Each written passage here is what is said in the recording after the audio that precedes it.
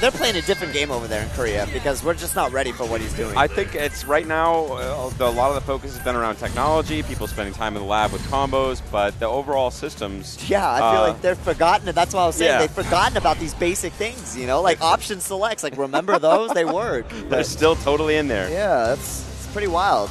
I think we'll come around. I think we usually do. It just takes us a little longer. Yeah, it's understandable. It's a fun game to do combos in, no question. It is. Yeah, it's really fun. I love Jin's combos too. Yeah, I like when he does those crumple combos. All right, so let's see if Floe is ready, because I don't know how much he's actually played versus Chris G. But wow, such a smart anti-air there. Yeah, he does that anti-air so well. Oh, he went into Phoenix stance right there, but he got hit out of it. Phoenix stance does avoid, you know, mid and high attacks very well. So yeah, that's nice. really interesting. You know, I was waiting for Floe to do this. To use the twin pistons and then go right into his fireball, cancel it, and dash in. And twin pistons, of course, I'm talking about his back medium punch, back fierce punch chain. And yeah, really a lot of offense can start from there. And here we go. What kind of mix-up does he have, though? Just jumps in, he eats anti-air. A little too obvious from Chris G. I think he's capable of better. Oh, Floe is just making money with that cross-up on Rufus, not even dive kicking. Yeah, it's hard to, because you're so worried about the dive kick in your face that when that cross-up comes, you're just not ready to block it. And you remember Horang came in about 8 seconds ago with a full bar? Yeah, and there it goes. There it goes, just like that. You know, we might be seeing a little bit of Chris G's kind of team, like, not like when the gimmick works. I don't want to call it a gimmick, but when the surprise is effective, he's winning. But when he's running against these players who are just so technically sound, then he has to rely on fundamentals with characters that might not necessarily have the best fundamentals. That's exactly right. It's one of the things we talked about at the beginning is that he's aware that Zhao Yu maybe is not the best character in the game, but is very capable of surprising people with some of our unusual stances like we just saw there. And Chris is one of the great execution players out there, and I'm seeing him drop combos right now, so I'm thinking he's a little rattled. Yeah, there's no question. I mean, he knows... hopefully he's not still thinking about what he does if he has to fight infiltration again. I think maybe it's something in there. Either he's still thinking about that beating or he's worried about what he's going to have to do when he fights him next. And that's a mistake. That's a mistake, yeah. In a tournament, no matter how big or how many people are in it, you only ever have to fight one person at a time. Oh, man, you got a BOGO right here. Oh, no. Just juggling them both. That hurts. And Floe is just playing perfectly. He's not worried about anybody but Chris G right now, and he's just smacking him with that standing medium kick. One of Rufus' best ground pokes. Of course, also a sweep. They got a little better, I believe. Yeah. Oh, man, and it hit, and he went right into the chain. Flo's reactions are insane right now.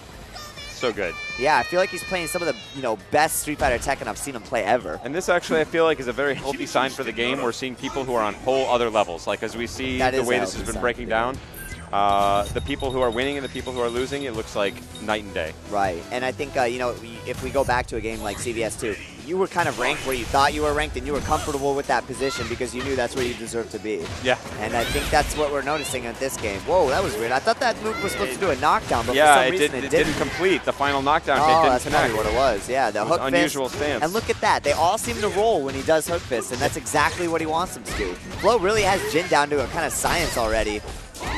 It's just so interesting for me to see him, like when I just came from a completely different position on how I thought he should be played. And another near perfect there. Floe just completely dominant, and Chris G unable to get Zhao Yu or unconscious of the need to get Zhao Yu out. Out, yeah. And it's going to be set point for Floe, and yeah, he's just having fun with those balls right now. Yeah, he's playing a completely different game again, just right there, just flying it around. Yep, hook fist, and no roll that time, but Floe is ready for it. It's that standing medium kick, one of Jin's best pokes, also his sweep as well. Both of his characters actually, standing medium kicks and sweeps, seem to be their money shots. The crowd getting into the juggling there. Yeah. Oh man, Christy needs to make something happen. Oh wow, he baited it out there with the neutral jump, and he's got his first chance. Yep, and switches back. Is he gonna do the scaling is really big on there though. Yeah, he had no chance to get serious damage there, and again, smart from Floe. That was good, yeah, take this. I mean, we haven't seen Chris do the infinite, so he doesn't have to worry about that. Exactly. It's actually pretty difficult, so it's not the easiest thing.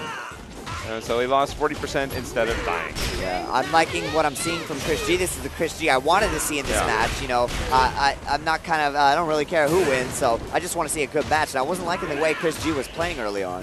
Yeah, he looks a little bit underwater. Yeah, definitely. I think he found his sea legs, though, right here. And he's running away. Why not? He's got the life lead.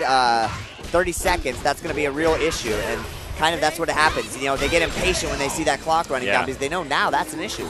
And what I like is you can also just sort of hint at the clock. Like if you had a chance to do pressure and you just walk away, start holding up back, then it drives people mental. Like it puts everybody on tilt. I think that's exactly what happened. Like he had pressure, he stopped and started running away, and Floe was a little puzzled, realized, uh-oh, I got to make something happen. Yeah, it's so funny. You can get in people's head with that stuff. Great. Chris G looks back in action. He looks in prime Pretty form looking now. combo. Yeah. Oh, and he's going to switch cancel on that. Look at the damage on this. He's Wow. going to finish it with a perfecto of his own. You know what? He's playing mad right now. And actually see him in his seat, and he's kind of moving back and forth like he's feeling the rhythm of the game again. Just get out of here. That's what I like to see. Chris G definitely is the heart of a champion. He does take things hard. You know, I mean, with an early game, it's understandable that you're not as invested in it as you would be in, you know, a game that you play for years. But, yeah, a heart of a champion means he'll take it feeling tough, all of this. But I respect that about him. No, you know? you absolutely have to have that. You show me somebody that doesn't mind, doesn't get upset about losing, I'll show you a loser. Yeah, exactly. Yeah. I'll show you somebody who's not going to be a champion. You're right. He's using that. Oh, he caught him. So this is going to be huge damage. 3, 4, 5, and 6. And the switch cancel. Going to bring in Hwoarang. Switch again? No, okay. He usually liked to put Xiao back, but this time he didn't. I don't know if he even really needed to do the switch cancel. The damage there not significant versus the bar. Yeah. And Xiao Yu is not in any sort of health damage. Oh, risky stuff. This is why I kind of think his team is not optimized, though. I mean, I know he loves the characters. That's how he is as a player. He probably will never change them. But if he put a heavy hitter in the back, his team would really be complimented by it. Yeah, somebody like a Hugo or something that could really dish out a lot of damage. Or even a Rufus that has a solid combo that would work too, man. With Snake Strike. There's the dive kicks, but he's not getting time to work. Hwoarang's locking him down in that corner. Good challenge. We're finally getting to see Chris G play his game. Yeah, and this has just been a straight combo exhibition. Like, Floe has just been hit by, seems like, everything. Everything. Yeah, when Floe was controlling the space of the match, he was able to really get a lot of things happening. But in a straight combo-on-combo competition, Chris G all the way. Yeah, Chris G's team hits a little harder and a little easier to do the damage than what Floe's going to have to do to get that damage out. But he's probably going to have to waste a little more meter and be a little more technical in the way he does his damage. All right, Floe back in there, even up now. Both characters landing one combo and getting their teammate in. And of course, Floe needs to get on the map because if he loses this, it's all over. Good combo by Chris G. Brings in Ling. Goes for the kick finisher. Oh, baits it out. Nice. Not safe, though. Yeah, and that tag, I actually don't feel like he even needed to do that tag. He was pretty healthy, right? Yeah, and I mean, blocking when he goes high like that is very difficult to punish. And he's stuck in Phoenix dance right there, so he had to switch cancel out. Kind of annoying to get out of this sometimes because you have to tap like down forward. I like just jumping away. That's the best thing to do. Yeah, definitely. That's what I do in training mode. I'm like, I just jump. Yeah. Nice air to air right there. Gets the combo. Christian's going to bring in Ling, and he's going to go for the loop. 4, 5, 6. Look at the damage. And jump back? No, wow. Chris G really smart, too. Really waited to see if he was going to roll or not. Instead of just kind of guessing. No, yeah. Instead of playing autopilot, that's what I don't like to see from players, autopilot. It's hard not to get into that sometimes, though. There's that hook fist. No roll, but he was ready for it. Ooh, and there's that roundhouse. Yeah, that's the crouching roundhouse out of which stance? Is that Phoenix stance? Yeah. No, it's actually just her normal. Oh, that's the regular crouching roundhouse. Yeah, that's her regular. Yeah, exactly. But it's got a great, really interesting anti-air properties if you get it out in time. It does, yeah. Which it's just crazy that it even traded with Jin's jumping roundhouse, which is an amazing jump in. Oh man, he needs one touch. There it is.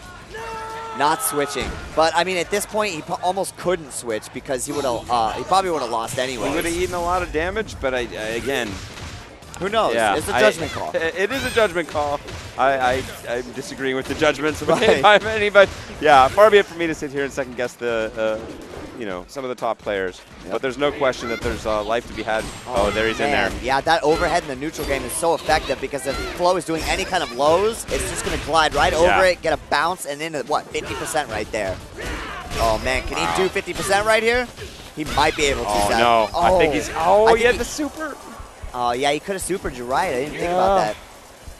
And that's this meter management is so critical in this game. Meter management, life management, clock management. Yeah. So critical in this game. They are. It's big. There's a lot of weird decisions in this game that Street Fighter players haven't honed the skills in yet to actually, get concrete decision-making skills in, like the switching, like we've been noticing, blocking, counterattacking. So much of it is just unexplored. I'll be interested to see as they develop, because that's one of the things and players like not known for those kinds of things, like Daigo Umehara, one of the things just in talking to him, I hear how aware of those things he is at all times, even if it's not obvious. And that's, I think, we could use a little bit more of that right now. It's just thinking about all aspects of the a little bit more awareness of the game, but that'll happen in time. At least good bait, though. Yeah, that was nice neutral jump right there because he smelled something. He did it again. He probably smelled another Messiah kick, but Floe, you know, patient. And that's what I'm talking about right there. Those are where you can start to get really interesting, even on block. That's right. He timed that to cross up right when he jumped. Sneaky. And that could go either way. Oh, wow. Oh, but that is not safe. No, not at all. You know, he wants it to look safe, but he knows it's not. Chris G's going to run away with this right at the end. Probably would have killed him anyways. But give it up for Floe, man. He fought like a champ, and he went through a road of hell through all those players to get there. Floe so third place for him. He looked really good. Congratulations to Evil Genius's Floe. Yeah, he's Chris still my G gym hero. seemed to come awake at some point. He was sort of, I'm glad, though, because we need it.